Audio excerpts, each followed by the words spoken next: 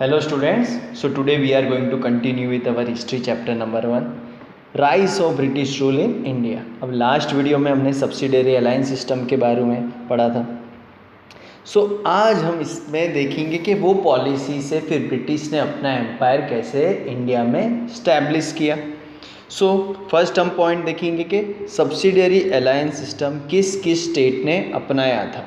The state rulers who accepted subsidiary alliance system, किस किस ने एक्सेप्ट किया था? निज़ाम, मैसूर, अवध, गायकवाड़, भोसले एंड होलकर ने किया था।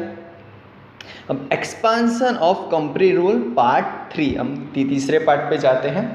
The subsidiary alliance system was like sweet poison, मीठा जहर था। पहले खाने में मीठा लगा था, बेनिफिट्स दिख रहे थे, बट वो धीरे धीरे जो रूलर्स थे उनको खोखला करते जा रहा था। धीरे धीरे वो लोग ब्रिटिश के अंडर जाते जा रहे थे। Bye implementing it Wellesley annexed many provisions and expanded the rule of east India company. अब इसको इम्प्लीमेंट करने के बाद वेलेस्ली ने काफ़ी सारे टेरिटरीज, काफ़ी सारी जगहें अपने अंडर कर ली, एनेक्स्ड कर ली, अपने अंडर कब्जे में ले ली।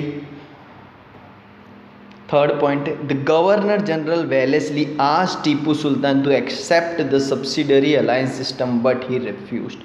अब गवर्नर जनरल वेलेस्ली ने टीपू सुल्तान को फोर्स करा कि भाई सब्सिडरी अलायंस सिस्टम को एक्सेप्ट कर लो, बट टीपू सुल्तान माना नहीं, उसने ये प्रपोजल रिजेक्ट कर दिया।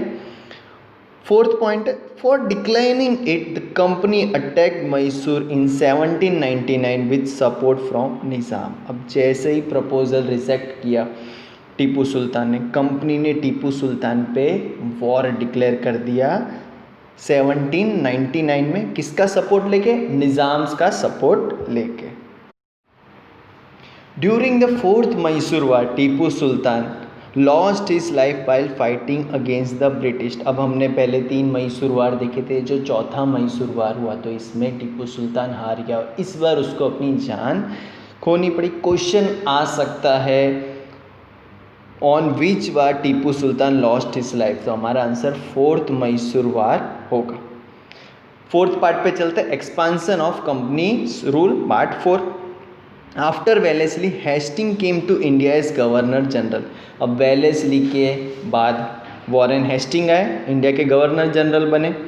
ही waged a war with Nepal and made Gorkhas to join the army. अब जैसे ही हेस्टिंग आए, गवर्नर जनरल बने, तो उन्होंने सबसे पहले नेपाल पे अटैक करा, नेपाल पे वॉर करा, नेपाल को अपने अंडर लिया और उनकी जो आर्मी थी, जो गोरखास बोलते हैं, नेपाल की आर्मी को गोरखास बोलते हैं, वो भी अपनी आर्मी में ज्वाइंट कर ली।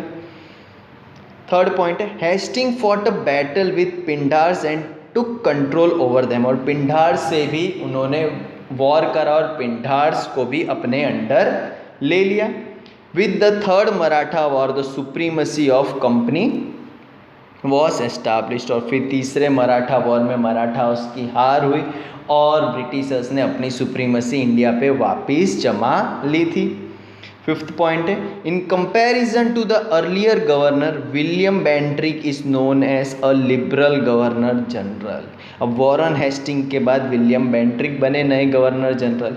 अब ये गवर्नर जनरल को हम लिबरल गवर्नर जनरल के नाम से भी जानते हैं। लिबरल थे, बहुत ही उदारवादी थे, इंपीरियलिस्ट नहीं थे। बाकी जो पहले रह चुके जितने भी प्रीवियस के गवर्नर जनरल से, उनसे ये बहुत ही उदार थे। Bentinck believed that the dissatisfaction in different states due to the imperialist policy adopted by the previous governor generals could not bring about any unity. वो मानते थे कि इंडियंस में बिल्कुल भी यूनिटी नहीं थी उनको लेके, क्योंकि इनसे पहले जितने भी गवर्नर जनरल थे बहुत ही इंपीरियलिस्ट थे, बहुत ही साम्राज्यवादी थे, उनको सब हड़पना था। ये थोड़े लिबरल थे, अपनी पॉलिसीज में थोड़े उदारवादी थे। So he was very liberal in his deed, और वो सारे कामों में बहुत ही लिबरल थे। क्वेश्चन पूछा जा सकता है विलियम बेंट्रिक के बारे में, तो हमारा जवाब आना चाहिए लिबरल गवर्नर जनरल थे। अब विलियम बेंट्रिक के बाद गवर्नर जनरल बने डेलहाउसी। ये बहुत ही इंपॉर्टेंट टॉपिक है, इसमें से काफ़ी सारे क्वेश्चन आंसर पूछे जाते हैं। डेलहाउसी पॉलिसी ऑफ एनेक्सेशन यानी हड़प कर लेना। टू टेक कंट्रोल ओवर, कोई भी जगह पे, कोई भी टेरिटरी पे अपना हक जमा लेना, उसको हड़प लेना। डेलहाउसी पॉलिसी ऑफ एनेक्सेशन पढ़ने वाले, फर्स्ट पॉइंट है Dalhousie came to India as governor general in 1848। Dalhousie 1848 में इंडिया के गवर्नर जनरल बने। क्वेश्चन पूछ सकते हैं ट्रू और फॉल्स में, एमसीक्यूज में, फिल इन द ब्लैंक्स में। He was a fierce imperialist, बहुत ही साम्राज्यवादी थे। Dalhousie adopted the policy of annexation for the expansion of the company and British imperialism in India। और डेलहाउसी ने एक नई पॉलिसी अडॉप्ट की, पॉलिसी का नाम था एनेक्सेशन पॉलिसी। क्यों? क्योंकि इनको अपना साम्राज्य इंडिया में बढ़ाना था।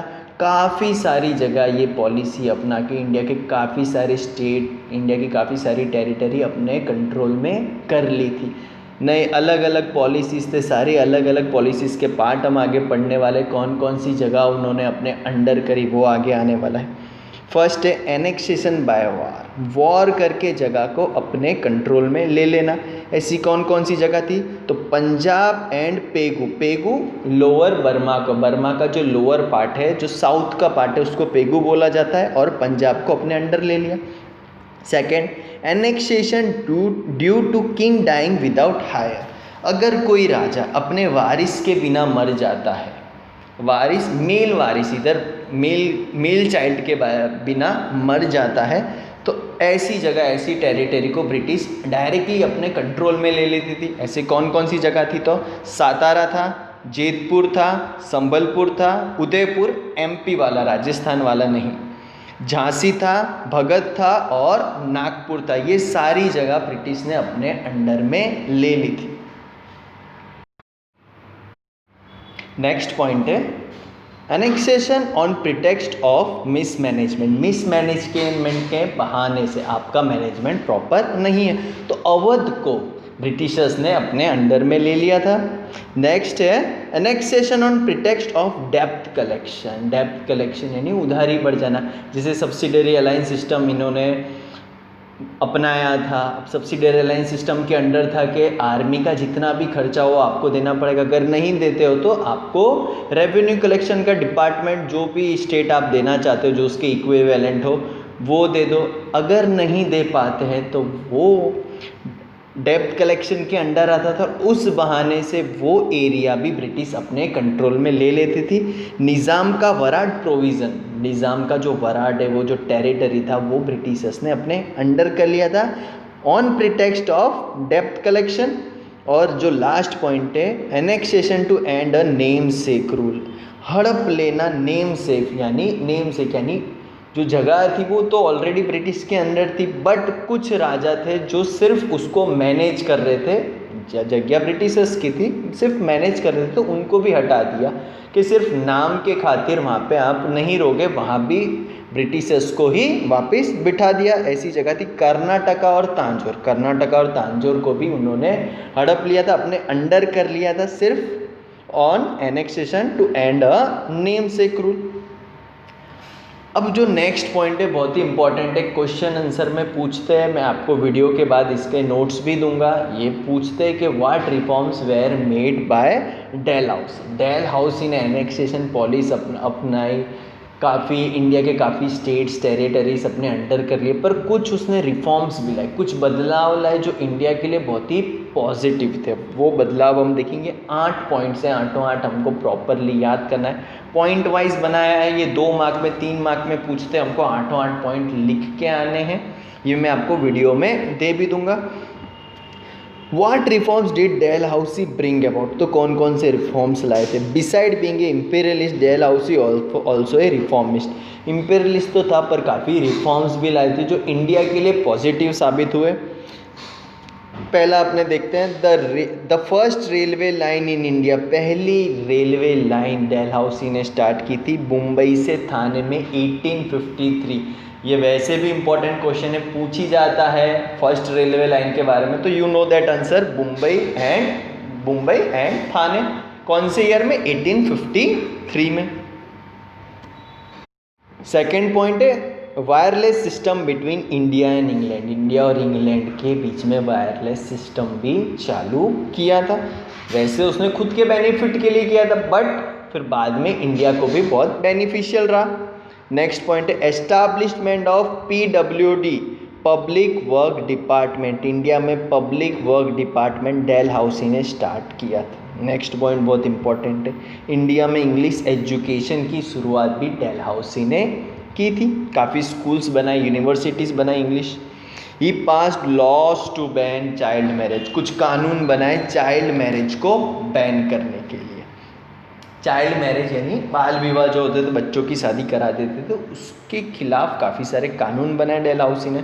ही एडवोकेटेड मतलब सपोर्टेड, ही एडवोकेटेड विडो रीमैरिज, जो विधवा हो जाती थी उनकी फिर से शादी कराने को इसने बहुत सपोर्ट किया था। ये काफ़ी सारे चेंजेस थे जो डेलहाउसी अपने टाइम में लाया था, जो इंडिया को बाद में बेनिफिशियल हुए। Okay students, thank you.